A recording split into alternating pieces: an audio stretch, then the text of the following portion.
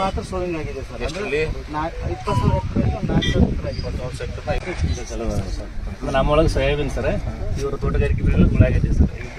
Climate doesn't sync sir, ಚಲೋ germination ಆಗಂಗೆ. Seeds ಇದಿರ್ತಾವ, ಸೀಡ್ಸ್ ಅಂತ ಸೀಡ್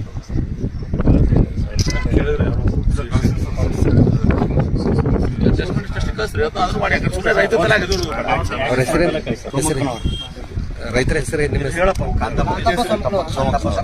ಎಷ್ಟು ಎಕರೆ? 8 ಎಕರೆ ಐತಿ ನಮ್ದು.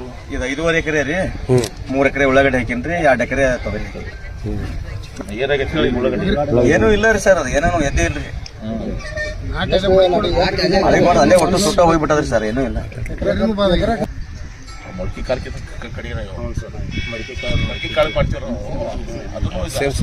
ಟ್ಯೂಬ್ನಾಗ ಹಾಕಿ ಜರ್ಮಿನೇಷನ್ ಮಾಡ್ತಾರಲ್ಲ,